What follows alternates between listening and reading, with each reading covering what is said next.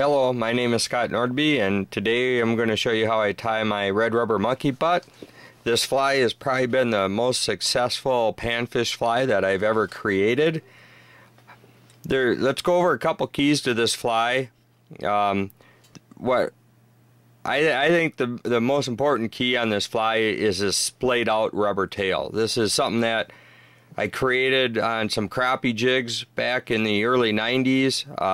I had marabou tails on most flies, like most people grew up tying and getting some movement in, but I didn't think there was enough movement. And the crappies, they'd come up and they just kind of suck it in and that, and I wanted something that they'd hit a little more aggressively, and I came up with this splayed rubber tail, and it was actually a little bit bigger than this for the crappie jigs, but they started really hammering that, and that was kind of a big key. And now over the years they've kind of come up with more colors in a fine fine rubber, and so I've been able to incorporate that into some smaller flies for panfish. And so I'll show you how we make that splay out like that. This little butt on here, I'm using Raylon type chenille instead of like an ultra chenille or something like that. This Raylon chenille, if I show it to you, is a lot softer, and so as they're biting it, it's not a hard bump for them. It's something that feels a little softer, and they'll hold on to it a little bit better. It's got a nice slender body on it, little webby, little big hackle, but it's webby. It's not very stiff. I want it to move. Hen neck works really well for this, but it's a little hard to find, so I just use some bugger hackles and stuff like that for it. And then the 1/8 inch bead that's on here, this is a Mustad 3366 in a size 8 hook, and this is probably a small bead for that size hook, but what I want and what I'm looking for is some weight on this fly, but I don't want it to sink this fly too quick down into the muck, because I want to have a very, very slow retrieve. And actually the falling action works really well for it too. So that slow retrieve is kind of what I'm after, and having the smaller bead that helps with that. You can put on some bigger beads for later in the year if you want to get down a little bit deeper. I do that, and I hope you enjoy this. Like most of my videos, I hope you get a lot out of it. I try and go over a lot of technique and tips that will help you in your tying. Maybe you don't want to tie this fly, but I'm hoping you'll get a lot out of my tying videos. So thanks and enjoy. So we're going to put in a Mustad 3366 size 8 hook with a 1/8 brass bead on there. I'm going to come in and attach my 6/0 thread, wrap to the back. I've got my tag end of thread real tight. I'm holding that in my other hand as tight as I can, and create this little ramp, so as I tie to the back, the thread will slide down and my wraps will come right next to each other. But I want these threads, this base wrap of thread, as tight as I can. I'm going to the bend, and then I'll come up on this fly, and I can spiral up. Once I get that base wrap of thread tight, that's going to help keep all my materials from rolling around the hook. And that's one problem I see and hear from beginner tiers that they have trouble with, is their materials rolling around the hook on them. And generally that's because their base wrap of thread is not tight enough. I'm going to take this is 3 strands of fine red rubber, and I've cut them to 1.25 inches long. Okay, so that's going to create 6 tails, because we're going to fold that over our thread, and I'm going to even out the tips and tie that in. So I'm going to take 2 wraps around, and that'll secure it in, and then I'm going to wrap to the back. And as I'm wrapping to the back, I'm pulling this rubber tight. You can see it kind of change color as I pull to the back, and I'm holding it up at a little bit of an angle. And as I tie, my wraps are going to pull that down to the shank and keep it on top of the hook. When I get to the bend, I'm going to take a couple wraps around there to make sure it's secure. I'm going to take a spiral wrap up front and back. That'll help lock that in. And then I can let go of the tail. So now you can see the tail, they're together, and you can separate them out. Or what I like to do is take my fingernail and pull it and let it snap back, and they'll generally separate out for me.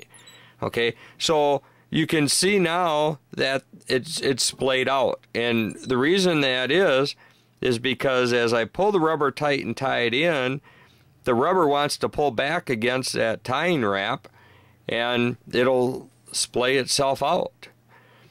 The rubber, I'll show you too, comes in, I had 3 pieces, but it comes in, you know, a foot, 2 foot long pieces, depending on where you get them, but there's 60 strands of this fine on a sheet. And I'll just take and pull and kind of pull 3 of them off, and that, you know, there's a piece that's got 3 of them on, and there's my pieces. That's how I like to tie them in. You can tie them in one at a time if you want, but that's pretty slow. So now what I want to do is I'm going to take my Raylon chenille. I'm going to expose some of the core, so I'm just going to take some of the fluff off here.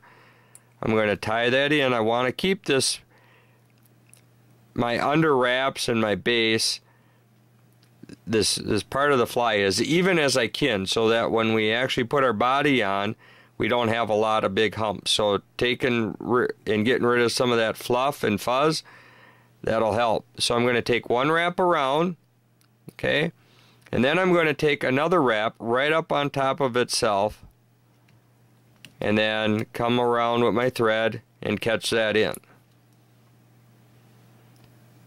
And then what I'll do is I'll use my finger, I'll push that thread out of the way, come in with my scissor and snip this out. Try not to cut the thread. This is a bad place to cut your thread.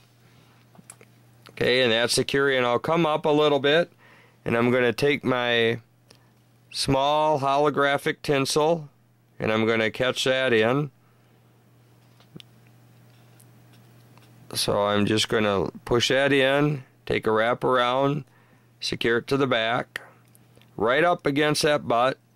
Okay, and now I can create this body. I can take my thread and I can wrap it as close as I can, you know, wrapping it up to the front, trying to cover everything up.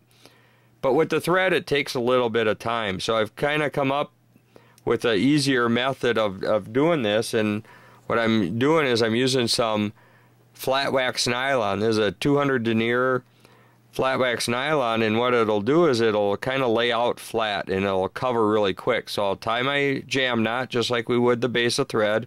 I'll tie it to the back, and you can see how easy that covers that fly and how quick. I'll go to the back, I can come forward. If I get a little low spot or something, I can take an extra wrap in there, and this flat wax nylon will really cover that nice.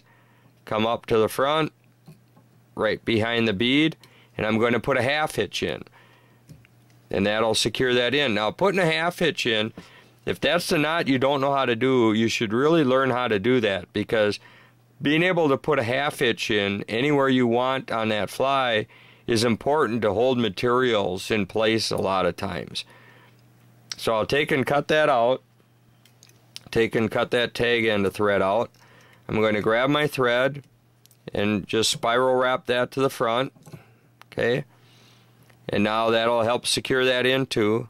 So now I'm going to take my tinsel and I'm going to take and just real lightly and gently spiral wrap that up to the front, creating some nice even segments. These segments being even, they're more for you than they are the fish. So okay, wind that in, couple wraps in, snip that out. So now this tinsel, it's kind of a very delicate material, and as the sunnies are grabbing it, they're going to tear that out, and within, you know, 4 or 5 fish, you're going to start seeing it maybe tear up a little bit. So what I've done, and tearing it up and tearing it off doesn't really decrease how well this fly fishes. It's more just something for the fishermen, I think, than the fish. So I'm going to take some, this is a medium viscosity UV cement, and we're going to create an indestructible body on this. So I'm going to take that cement.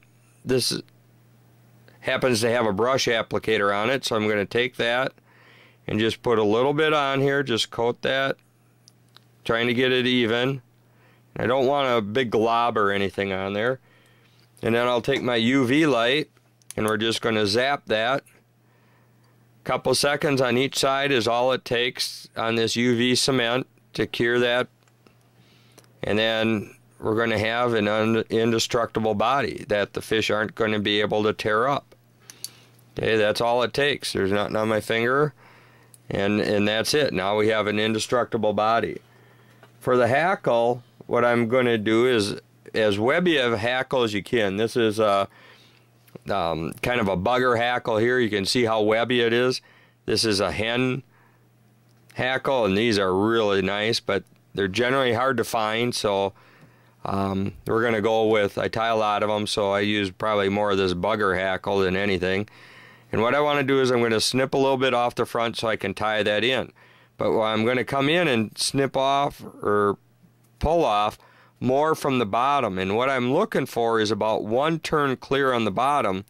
That way, as it wraps, the hackles on the bottom aren't going to want to turn this, and it'll hopefully wind a lot straighter. So I'm going to catch this in by the stem, get those tight, and then as I wind, you can see now it's wanting to stay straight because the hackles on the bottom aren't going to try and turn it around.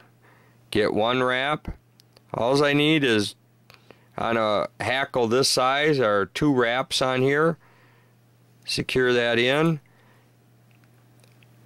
You know, if you got a little thinner hackle, you might need 3 wraps, but generally, you know, the 2 or 3 are all you need for this. We're not trying to float this fly. It's not a dry fly where we need the hackle to help float it. We just want this to look like legs or something in the water that's going to give it some movement. So I'm going to take this hackle now. I'm going to kind of yank it off, and it'll break right off for us. That prevents me to have to go in and snip it off and snip a bunch of hackles I want to keep. Couple wraps in here behind the bead. Come in, and we're going to, whoop, I got 1 hackle in there. Oh well. We're going to whip finish this in. Get rid of that one. Yank that one out. There we go. Snip that off, and there's our fly. So this nice, we've got this splayed out tail here. We've got this little webby hackle for a hackle to give it some movement. That nice slender body for me. And there's our red rubber monkey butt. I hope you enjoy it. It's a nice fly, and it should work well for you.